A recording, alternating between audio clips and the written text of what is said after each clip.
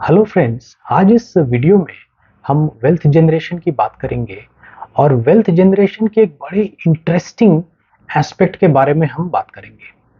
तो wealth generation में जो सबसे टफ फेज होता है वो इनिशियल फेज होता है। इनिशियल फेज में वेल्थ का जो हमारा कॉर्पस है वेल्थ का वो काफ़ी छोटा होता है और वो बहुत धीरे धीरे भी ग्रो करता है। पर जैसे ही ये वेल्थ जो 1 करोड़ के माइलस्टोन पे पहुंच जाता है उसके बाद ये काफी तेजी से ग्रो करने लगता है। तो यूं हम कह सकते हैं कि our wealth will start exploding and becoming tangentially bigger once it crosses that 1 crore landmark. तो ये जो एस्पेक्ट है वेल्थ का कि 1 करोड़ के बाद ये बहुत तेजी से बढ़ने लगता है, क्यों बढ़ने लगता है, कितनी तेजी से बढ़ता है, इस एस्पेक्ट के बारे में हम आज इस वीडियो में बात करेंगे। तो इसको समझाने के लिए मैं आपको कुछ फॉर्मूलाज भी दिखाऊंगा जिससे कि आपको बिल्कुल क्लियर होगा कि हम कोई हाइपोथेटिकल बात नहीं कर रहे हैं। ये एक मैथमेटिकल फॉर्मूला है जिसके बेसिस पे ये प्रूव होता है कि 1 करोड़ तक स्लो वेल्थ ग्रो होता है, उसके बाद काफी तेजी से होने लगता है। जैसे जैसे समय बीतेगा स्पीड ऑफ वेल्थ ग्रोथ जो है वो उतनी ही तेज होने लगता है। जो हम कहते हैं कि एक वेल्थ एक्सप्लोजन हो रहा है वो आपको इस कैलकुलेशंस में दिखाई पड़ेगा। इस वीडियो में बीच बीच में मैं आपको एक बहुत जरूरी बात भी बताऊंगा। हम वेल्थ एक्सप्लोजन की बात तो कर रहे हैं, हम ये बात कर रहे हैं कि 1 करोड़ तक पहुंचना है और 1 करोड़ के बाद वेल्थ बहुत तेजी से बढ़ने लगेगा। पर इसमें एक कैच है, कैच नहीं कह सकते इसको, इसको कह सकते हैं एक अंडरस्टैंडिंग है जो हम लोग के माइंड में होना चाहिए। ये अंडरस्टैंडिंग बहुत जरूरी है और अगर ये छोटी सी बात हम नहीं समझ पा रहे हैं तो शायद ये जो वेल्थ एक्सप्लोजन वाला जो एक्सपेक्टेशन है हमारा वो हमारे साथ कभी हम देख नहीं पाएंगे उसको। तो चलिए इस वीडियो को स्टार्ट करते हैं और वीडियो के बीच बीच में मैं उस एस्पेक्ट को बार बार हाईलाइट करते रहूंगा जो हमें एज एन इन्वेस्टर भूलना नहीं है। अदरवाइज ये जो वेल्थ एक्सप्लोजन है वो हमारे साथ कभी नहीं होने वाला। तो चलिए स्टार्ट करते हैं। आप अपने स्क्रीन में अभी जो देख रहे हैं वो एक सिंपल कंपाउंड इंटरेस्ट का फॉर्मूला है। हमने अपने स्कूल डेज में ये कंपाउंड इंटरेस्ट का फॉर्मूला मैथमेटिक्स में पढ़ा है। इस कंपाउंड इंटरेस्ट फॉर्मूला में आप देखोगे कि यहाँ 3 वेरिएबल्स हैं। इन्वेस्टेड अमाउंट एक वेरिएबल है, रेट ऑफ रिटर्न एक वेरिएबल है और टाइम एक वेरिएबल है। तो इस एस्पेक्ट को जिस इस वीडियो में हम जो डिस्कस कर रहे हैं कि वेल्थ एक्सप्लोजन 1 करोड़ के बाद होता है, यहां इस फॉर्मूला को हम टाइम के रेस्पेक्ट में देखने की कोशिश करेंगे, तब हम समझ पाएंगे ये जो वेल्थ एक्सप्लोजन है वो कैसे होता है। तो सेम इसी कंपाउंड इंटरेस्ट फॉर्मूला को मैंने टाइम के रेस्पेक्ट में डिराइव किया हुआ है और वहां पर आप देखेंगे कि टाइम के रेस्पेक्ट में ये फॉर्मूला कुछ इस तरह का दिखता है। डू नॉट वरी, अगर आप बहुत ज्यादा मैथ गीक नहीं है तो यहाँ पर मैथ्स की ज्यादा बात नहीं होने वाली। इस फॉर्मूला को जस्ट मैं आपको समझाने के लिए दिखाया हूं कि इस फॉर्मूला के बेसिस पे ही बाकी कैलकुलेशंस हुए हैं। तो चलिए आपको वो कैलकुलेशंस दिखाते हैं। टेबुलेटेड इंफॉर्मेशन है, आप उसको देखिए और उस टेबल को देख के हम ये समझ पाएंगे कि किस तरह से वेल्थ एक्सप्लोजन होता है।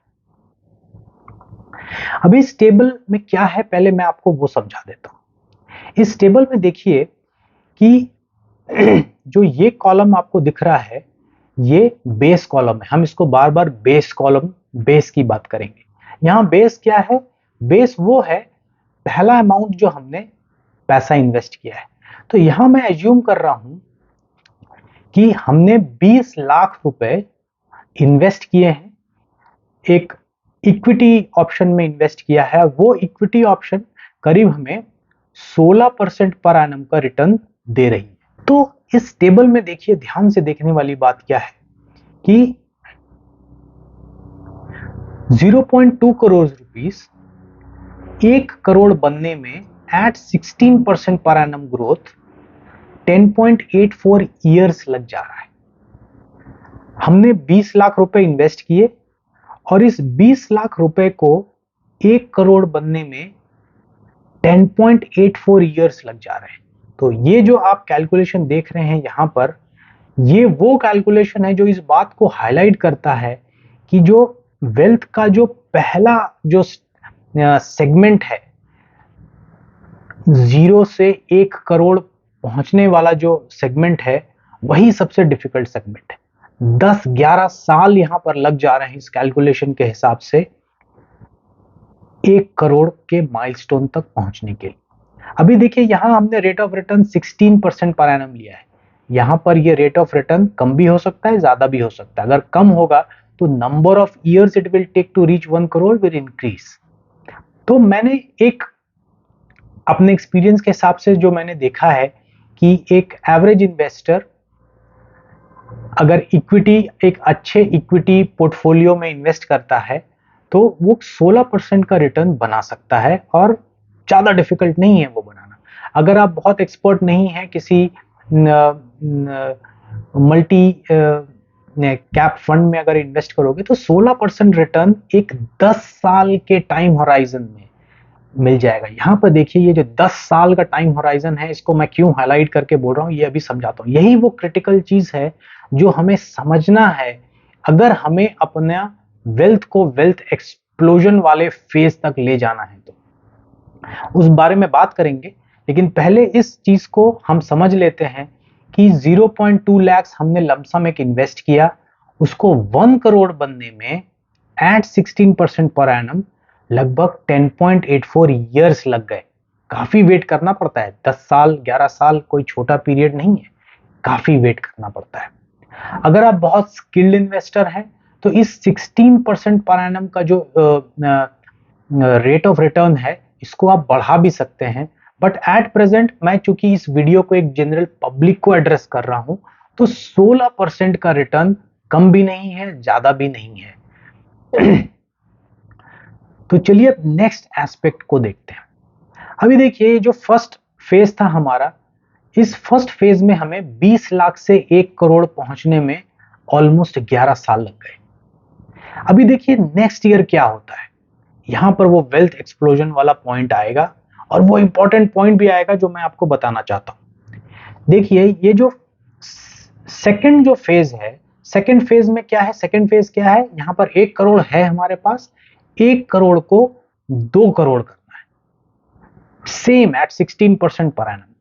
सो 1 करोड़ से 2 करोड़ होने में इसको देखिए, इस फंड को सिर्फ 4.67 ईयर्स लग रहा है।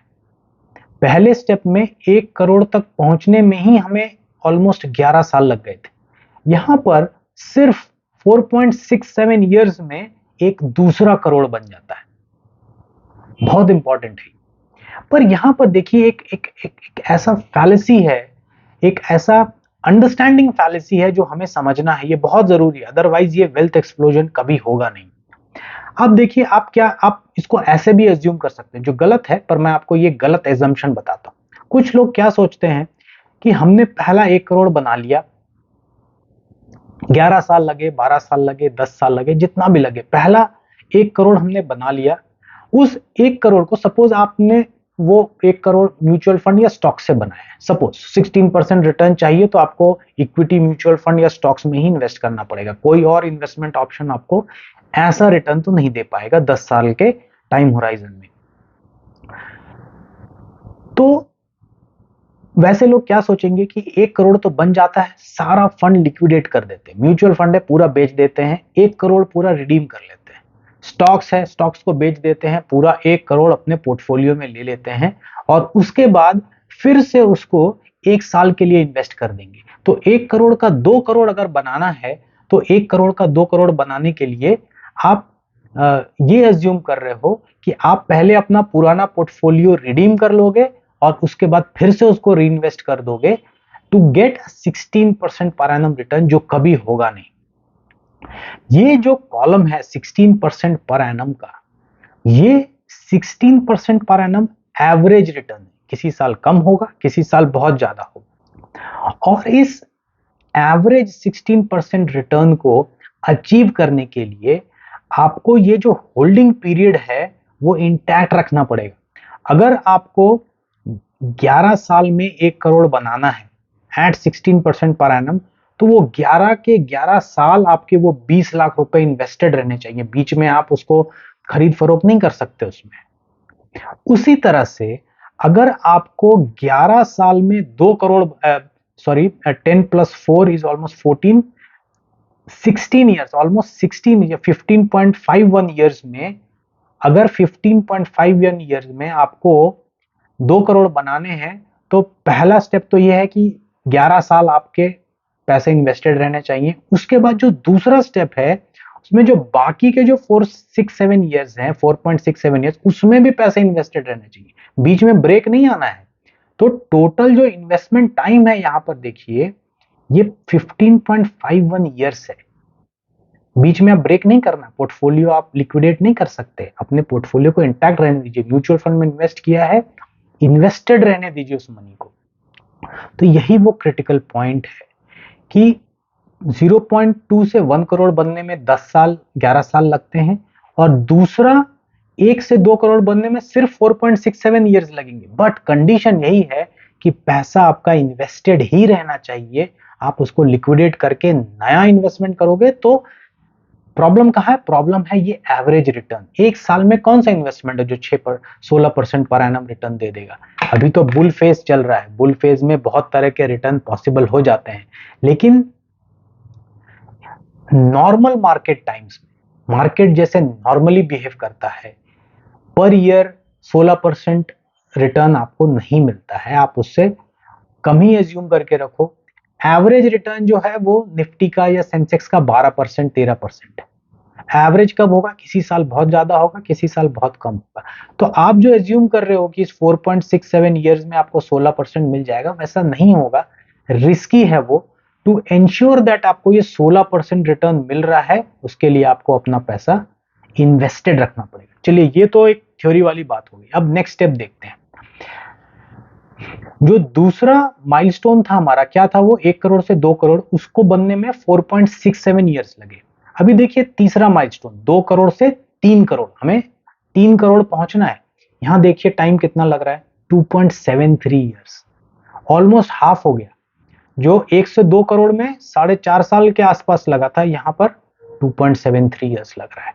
अभी देखिए फिर से 3 से 4 करोड़ वाला माइलस्टोन, 4 करोड़ पहुंचना है, दूसरा 1 करोड़ कमाना है, तो यहां देखिए टाइम होराइजन 2 साल से भी कम हो गया।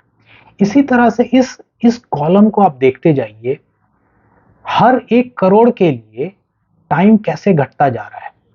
1.5 साल, 1.2 ईयर्स, 1 साल। अब यहां देखिए ये जो पूरा जो पोर्शन है, यहां पर लेस देन अ ईयर में आप 1-1 करोड़ बना रहे हो। तो इसीलिए ये जो एस्पेक्ट है वेल्थ का, जहां पर कि एक स्टेज के बाद आपका हर हर एक साल आप 1 करोड़ से ज्यादा बना रहे हो, इसको कहते हैं वेल्थ एक्सप्लोजन। पर यहां पर फैलेसी अगेन वही है, आपका पैसा इन्वेस्टेड रहना चाहिए। अब जैसे इस कॉलम में आप देखोगे तो आपको ये दिखेगा, अब जैसे मान लीजिए आपको 5 करोड़ बनाना है, और 5 करोड़ के लिए आपने एज्यूम किया है कि आपको 16% पर एनम का रिटर्न आपको मिलना चाहिए। तो ये 16% पर एनम का रिटर्न आपको मिले, ये इंश्योर करने के लिए आपको यहां पर 21.69 ईयर्स इन्वेस्टेड रहना पड़ेगा।